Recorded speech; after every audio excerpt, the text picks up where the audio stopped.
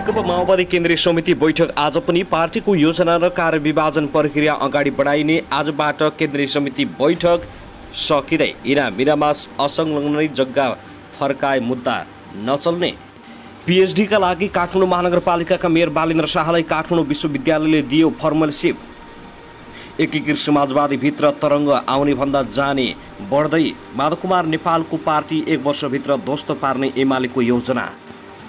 Party अध्यक्ष प्रचण्डलाई वर्षमान पुन र जनार्दन शर्माको सन्देश। विधि बनाऊ कार्यकर्ताबाटै उत्तराधिकारी चुनौ। अन्तर्राष्ट्रिय उदाहरण दिँदै शङ्कर पोखरेलले प्रचण्डलाई भने निकटकै भ्रष्ट रहेछन् भने पनि छाड्नुहुन्न। 100 किलो सुन तस्करीको मुख्य योजनाकार उम्कने खतरा। उच्च स्तरीय न्यायिक आयोगले मात्रै स्वतन्त्र छानबिन गर्न सक्ने। विदेशमा रहेका मतदाताको नामावली सङ्कलनको तयारी। अब 2084 विदेशमा रहेकाले भोट हाल्न पाउने। उपमहासचिव गिरिराज मणि पोखरेलको भनाई। भ्रष्टाचार र भर्याङमाथिबाट अगाडि बढ्नुहोस्, प्रचण्डलाई हामी साथ दिन्छौँ। प्रधानमन्त्री दाहाल र भारतीय प्रधानमन्त्री नरेन्द्र मोदी बीच फोन संवाद भएको खुलासा। के विषयमा कुराकानी भयो यसबारेमा पनि सम्पूर्ण जानकारी आजकै समाचारमा। बीआरआई टेप ड्राइभ भन्नेहरूलाई ओलीले दिए यस्तो जवाब। गौर हत्याकाण्ड पीडित सङ्घर्ष समिति र सरकारी टोली बीच वार्ता। सुशासन र पारदर्शिताका लागि मर्यादित लेखा व्यवसाय आवश्यक छ। अर्थमन्त्री प्रकाश चरण महत। बैठकमा लोकतन्त्र तथा समाजवादको उच्च अभ्यास भएको छ। पार्टी एक ढिक्का भएको महसुस भएको छ। माओवादी केन्द्रका अध्यक्ष पुष्पकमल दाहाल प्रचण्ड। सरकारले भ्रष्टाचार र सुशासनको पक्षमा अभियान निर्ममतापूर्वक अगाडि बढाइरहेको छ। धनगढीमा गाईलाई करडी गरेको आरोपमा एकजना पक्राउ। प्रचण्ड भन्छन् पार्टी बैठक वाद विवाद र संवादमा टुङ्गिँदैछ। बैठकबाट बाहिरिँदै गर्दा प्रचण्डले भने पार्टी एक ढिक्का भयो भन्ने मलाई महसुस छ। पार्टी फुट्दैन। मुलुकको परिवर्तन र पार्टी स्थापनामा भूमिका खेलेका अग्रज नेताबारे अध्ययन अनुसन्धान जरुरी छ। काङ्ग्रेस सभापति शेरबहादुर देउबा। नेपाल भारत सुरक्षा अधिकारीको बैठक। हराएका सीमा स्तम्भ पुनर्निर्माण गर्ने निर्णय। माधवकुमार नेपाललाई शङ्कर पोखरेलको सुझाव। नेकपा एकीकृत समाजवादीलाई एमालेमा समाहित गर्नुहोस्, सबै फर्किन थाले। काङ्ग्रेसले तिनै तहका सरकारलाई जिम्मेवार बनाउन खोजेको छ। बालेलाई पीएचडी गर्न केयुको पनि फलोसिप। र सुन प्रकरणमा सीआईबीको अनुसन्धान गर्यो यति राम्रो काम। को फस्ने भयो यसबारेमा सम्पूर्ण जानकारी। डोल्पामा ट्र्याक्टर दुर्घटना हुँदा 7 जना घाइते, 2 को अवस्था गम्भीर। सुन तस्करीमा नाम जोडिएका माओवादी नेतालाई अनुसन्धान गर्न सुरु। अब हेर्नुहोस् पुरा समाचार। दर्शक नमस्कार। युट्युब च्यानल नेपाली खबर मिडियामा तपाईँहरूलाई हार्दिक स्वागत छ। यदि हाम्रो च्यानललाई अहिलेसम्म सब्सक्राइब गर्नुभएको छैन भने सब्सक्राइब गरी नजिक रहेको बेल आइकन दबाई हामीसँग जोडिनुहोला। दर्शक सदाझै आज पनि हामी तपाईँहरूमाझ देशभरका विभिन्न समाचारका साथ उपस्थित भइसकेका छौँ। यो भिडियोलाई अन्तिमसम्म हेर्नुहोला, साथै कहाँ देखेर देउनुहोस् के भन्न चाहनुहोस्। तपाईँको मनमा लागेका प्रतिक्रिया कमेन्ट बक्समा छोड्न नभुल्नुहोला। दर्शक के तपाईँ हाम्रो च्यानलमा नियमित श्रोता हुनुहुन्छ? यदि नियमित हुनुहुन्छ भने तल कमेन्ट बक्समा नियमित अथवा रेगुलर लेख्नुहोस्। नयाँ हुनुहुन्छ भने सब्सक्राइब गर्न नभुल्नुहोस् ताकि नयाँ अपडेटका साथ हामी तपाईँहरूमाझ दैनिक रूपमा उपस्थित हुने गर्दछौँ। हाम्रा समाचार अपडेटहरू तपाईँहरूलाई के कस्तो लागिरहेका छन्, जस्तो लाग्छन् त्यस्तै प्रतिक्रिया छोड्न नभुल्नुहोला। दर्शक आउनुहोस् आजको पहिलो खबरतर्फ लागौँ। नेकपा एमालेका अध्यक्ष तथा पूर्व प्रधानमन्त्री केपी शर्मा ओलीले हरेक देशले राष्ट्रिय हितको पक्षमा काम गर्दा अरूको जायज हितलाई पनि ध्यान दिनुपर्ने बताएका छन्। सार्वभौम समाजमा पारस्परिक लाभ र पारस्परिक सम्मान गर्नुपर्ने उल्लेख गर्दै उनले पारस्परिक लाभ र सम्मान नरहिकन राष्ट्रिय हितको मात्रै पक्ष पोषण गरियो भने त्यो अन्यायपूर्ण हुने उल्लेख गरेका छन्। नेकपा एमालेको परराष्ट्र मामिला विभागले आयोजना गरेको वर्तमान अन्तर्राष्ट्रिय परिस्थिति र नेपालको परराष्ट्र नीति सम्बन्धी नेकपा एमालेको धारणा कार्यक्रममा अध्यक्ष ओलीले निषेधको नीतिले सकारात्मक परिणाम आउन नसक्ने बताएका छन्। हरेक देशको आफ्नै प्रकारको विदेशी नीति हुन्छ। अवस्था कस्तो छ, स्तर कस्तो छ, नीतिले धारणा गर्दछ। यी सबै पक्षलाई विचार गरेर आज हाम्रो देशको हामीले अपनाउनु पर्ने विदेशी नीति परराष्ट्र सम्पन्न कसरी अगाडि बढाउने भन्ने कुरा विभिन्न पृष्ठभूमिमा निर्धारित हुन्छ। आन्तरिक र बाह्य सम्बन्धमा दृष्टिकोण बनाउन तथा नीति प्रस्तुत गर्न नेपाल स्वतन्त्र रहेको अध्यक्ष ओलीको भनाइ थियो। उनले भारतले दार्चुलाको लिम्पियाधुरा महाकाली नदीलाई सिमाना नमानेर जिद्दी गरिरहेको बताएका छन्। अध्यक्ष ओलीले भने लिम्पियाधुरा भएर बग्ने महाकाली नदीलाई नेपाल र भारतको सिमाना बान्नुपर्ने लिपुलेक भएर बग्ने सानो कुलोलाई सीमा भनेर अर्घेलाई गरिरहेको छ। कुलो खनेर महाकाली नदीको मुहान भन्नु भारतको अर्घेलाई हो, हाम्रो दाबी छाड्नु हुँदैन। दर्शकवृन्द, त्यसगरी आउनुहोस् अब अर्को खबरतर्फ लागौँ। नेपाली काङ्ग्रेस केन्द्रीय सदस्य तथा प्रतिनिधि सभा सदस्य आरजु राणा देउबाका सन्दर्भमा राजनीति पूर्वाग्रह राखी कलाकारहरूले टिकटक बनाएको विषयमा आपत्ति जनाउँदै पार्टीको युवा सङ्गठन तरुण दलले विज्ञप्ति निकालेको छ। दलका अध्यक्ष विद्वान गुरुङले जारी गरेको विज्ञप्तिमा सांसद देउबालाई लक्षित गर्दै कानुनको बर्खिलाफ हुने गरी सामाजिक प्रतिष्ठा, इज्जत एवं मान मर्यादामा प्रत्यक्ष आँच पुर्याउने दुराशय राखी सामाजिक सञ्जालहरूमा प्रसारित तथा प्रचारित झुटा र अनर्गल पोस्टप्रति गम्भीर ध्यान आकर्षण भएको उल्लेख छ। सुभाष बोहरा भन्ने नामको टिकटक आइडीबाट कलाकारिताको मर्यादा र गरिमालाई नै बिर्सेर सांसद देउबाको गरिमा र इज्जतमा गम्भीर आँच पुग्ने खालको प्रकाशित सामग्रीप्रति आपत्ति रहेको केन्द्रीय सदस्य सरोज नेउपानेले बताएका छन्। उक्त कार्यमा संलग्न व्यक्ति वा समूहलाई 3 दिनभित्र कानुनको दायरामा ल्याउन सम्बन्धित निकायसँग माग गरेका छौँ। आग्रहलाई व्यवस्था गरी कारबाही गर्न आलटाल गरी आफै प्रतिकारमा उत्रिने उनले चेतावनी समेत दिएका छन्। दर्शकवृन्द, त्यसगरी आउनुहोस् अब अर्को खबरतर्फ लागौँ। कैलालीको धनगढीमा गाईलाई करडी गर्ने एक युवक समातिएका छन्। धनगढी उपमहानगर 18 फुलबारीका 35 वर्षीय ओमप्रकाश जयगढीलाई कैलाली प्रहरीले नियन्त्रणमा लिएको हो। प्रहरी स्रोतका अनुसार गाईलाई करडी गरेको र मदिरा सेवन गरेर होहल्ला गरेपछि स्थानीयले जगेडालाई प्रहरी कहाँ पुर्याएका थिए। त्यसपछि स्थानीय एक महिलाले उजुरी दिएपछि उनलाई प्रहरीले हिरासतमा लिएको हो। जयगढीमाथि थप अनुसन्धान भइरहेको जिल्ला प्रहरी कार्यालय कैलालीका प्रवक्ता प्रहरी नायब उपरीक्षक कुलदीप चन्दले जानकारी दिएका छन्। दर्शकवृन्द, त्यसगरी आउनुहोस् अब अर्को खबरतर्फ लागौँ। प्रधानमन्त्री पुष्पकमल दाहाल प्रचण्डले भारतीय समकक्षी प्रधानमन्त्री नरेन्द्र मोदीसँग टेलिफोन संवाद गरेका छन्। हिजो भएको संवादमा प्रधानमन्त्रीको भारत भ्रमणका क्रममा भएका महत्त्वपूर्ण समझदारी लगायतका विषय कार्यान्वयनको प्रगतिबारे गहन कुराकानी भएको प्रधानमन्त्री तथा मन्त्री परिषद कार्यालयले जनाएको छ। सो क्रममा नेपाल भारत सम्बन्ध लगायत विविध विषयमा छलफल भएको उल्लेख गरिएको छ। प्रधानमन्त्री प्रचण्डको पछिल्लो भारत भ्रमणका क्रममा भएको छलफल र सहमति कार्यान्वयनका विषयमा फलोअपका रूपमा कुराकानी भएको हो। छलफलमा दुवै देशका प्रधानमन्त्रीले नेपाल भारतको आपसी सहयोगका विभिन्न पक्षहरूको समीक्षा गर्नुका साथै द्विपक्षीय साझेदारलाई अगाडि बढाउन र आपसी सम्बन्धलाई अझ सुदृढ बनाउन सहमत भएका थिए। यस क्रममा प्रधानमन्त्री प्रचण्डले हालै सम्पन्न भारत भ्रमणको क्रममा भएका छलफललाई र सहमतिको स्मरण गर्दै त्यसको कार्यान्वयनका पक्षमा जोड दिएको थियो। भारतीय प्रधानमन्त्रीसँगको टेलिफोन वार्ताले दुई देशबीचको उच्चस्तरीय आदान प्रदानको परम्परालाई निरन्तरता दिएको छ। साथै प्रधानमन्त्री दाहालले भारतको उत्तराखण्डमा पहिरोमा परि 13 नेपाली नागरिक सहित 19 जना बेपत्ता भएको खबरले दुखी भएको उल्लेख गरेका छन्। प्रधानमन्त्री तथा मन्त्री परिषद कार्यालयका अनुसार प्रधानमन्त्री दाहालले यस दुःखद घडीमा मृतकहरूप्रति श्रद्धाञ्जली गर्दै परिवारजनमा गहिरो समवेदना प्रकट गरेका छन्। भारतको उत्तराखण्डमा 3 जनाको शव भेटिएको छ भने सो 13 जना नेपाली अझै बेपत्ता परेका छन्। यसबारेमा प्रधानमन्त्री प्रचण्डले भारतीय समकक्षी नरेन्द्र मोदीसँग चासो राखेका थिए र मृतकप्रति श्रद्धाञ्जली अर्पण र बेपत्ताहरूको खोजी कार्य तीव्र रूपमा गरिदिन आग्रह गरेका छन्। दर्शकवृन्द, त्यसगरी आउनुहोस् अब अर्को खबरतर्फ लागौँ। काठमाडौँ महानगरपालिकाका मेयर बालेन्द्र शाहले पीएचडी अध्ययनका लागि काठमाडौँ विश्वविद्यालयबाट फेलोसिप पाएका छन्।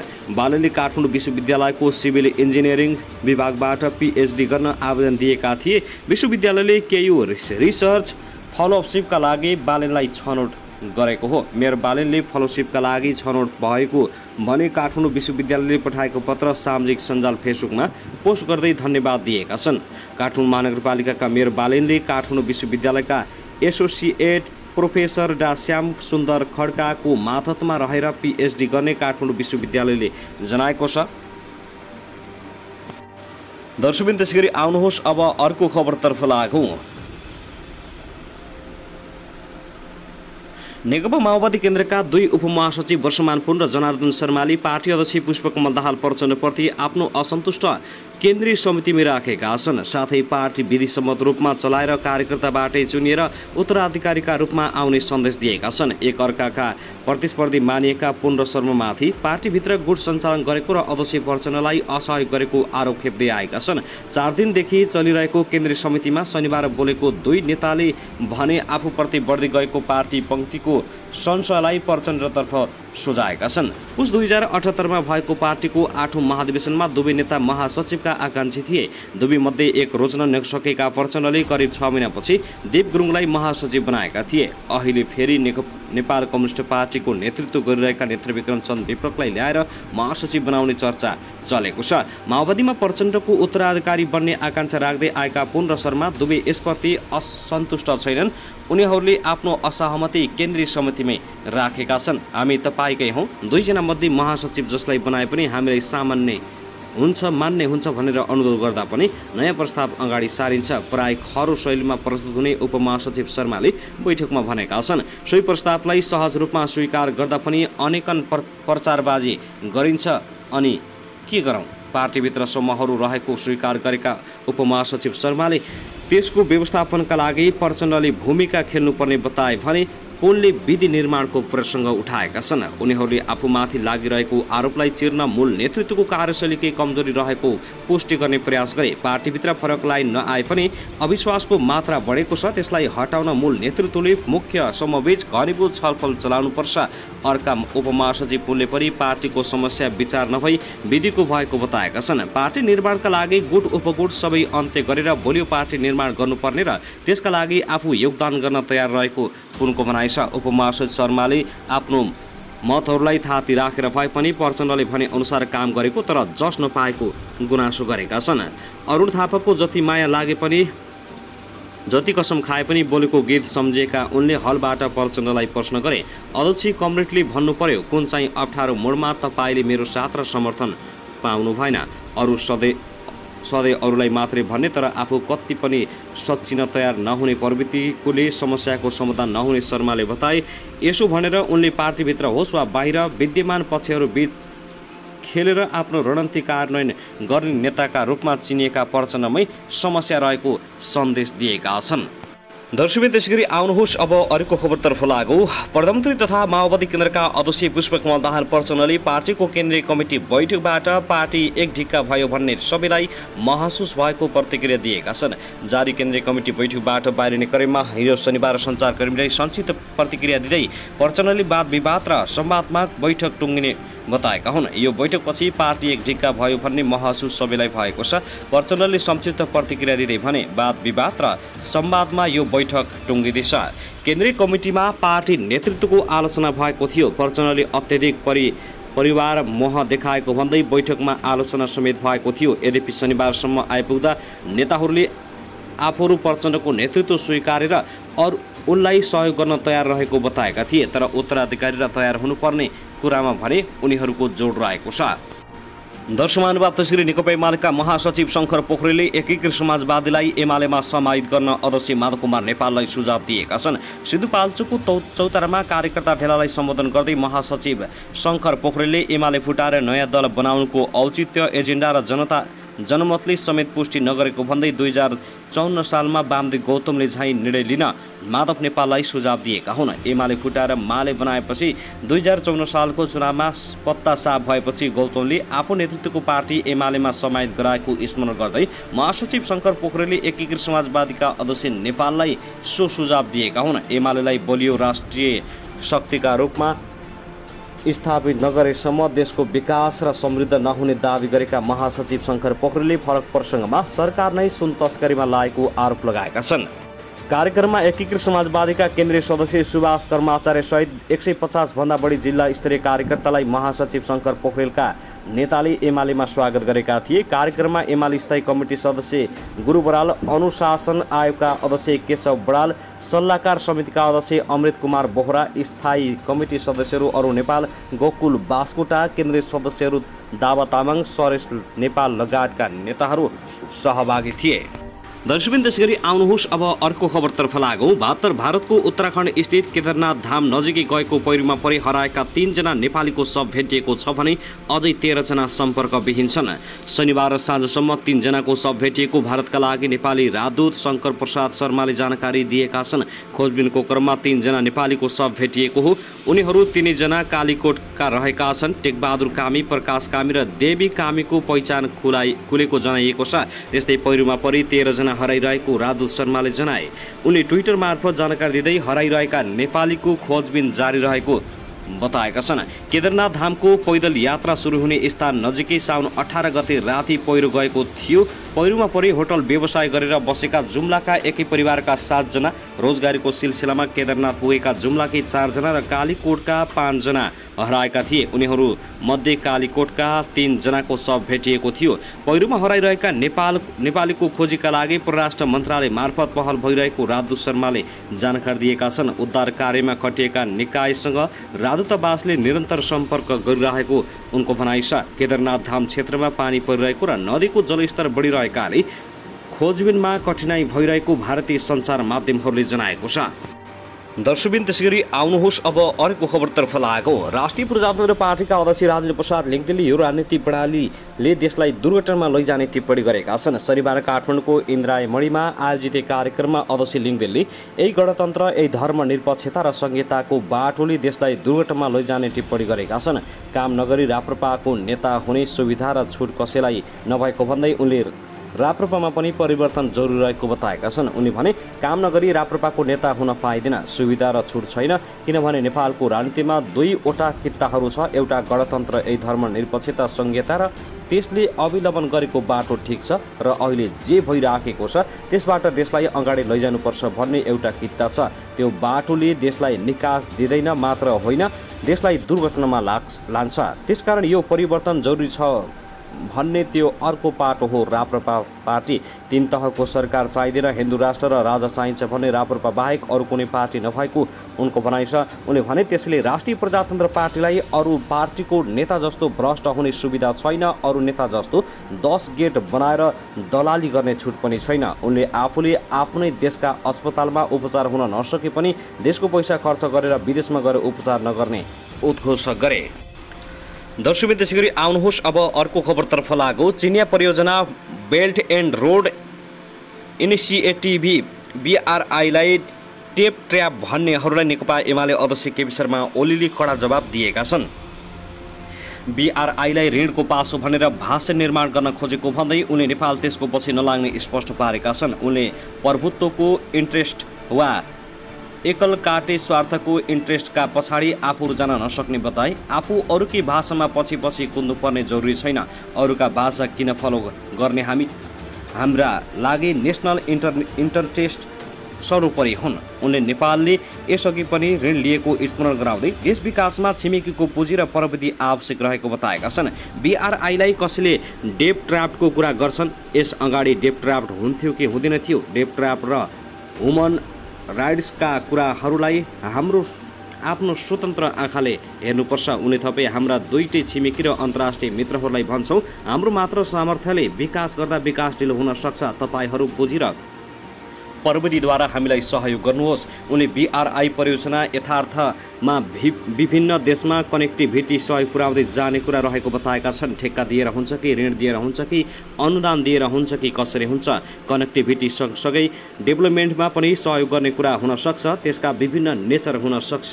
हामीले कुनै देशबाट सहयोग लिएर विकास गर्न सक्दैनौँ, पाउँदैनौँ भन्ने कुरा हुँदैन। हामीले जुनसुकै देशबाट सहयोग लिन सक्छौँ।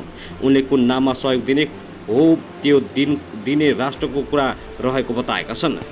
दर्शकबिन त्यसैगरी आउनुहोस् अब अर्को खबरतर्फ लागौँ। नेकपा माओवादी केन्द्रको केन्द्रीय कमिटी बैठकमा विभिन्न भ्रष्टाचार र सुन तस्करी प्रकरणमा नाम मुछिएका पार्टीका नेताहरूमाथि अनुसन्धान गर्न केन्द्रीय सदस्यहरूले माग गरेका छन्। केन्द्रीय कमिटी बैठक चौथो दिन बैठकमा बोल्ने सदस्यहरूले भ्रष्टाचार र सुन तस्करी प्रकरणमा नाम जोडिएका पार्टीका नेताहरूमाथि अनुसन्धान गरी दोषी देखिए कारबाही गर्न माग गरेका हुन्। पार्टीका उपाध्यक्ष कृष्णबहादुर महराको नाम विद्युतीय चुरोड भेपमा सुन तस्करी प्रकरणमा जोडिएको भन्दै नेताहरूले छानबिन हुनुपर्ने बताएका छन्।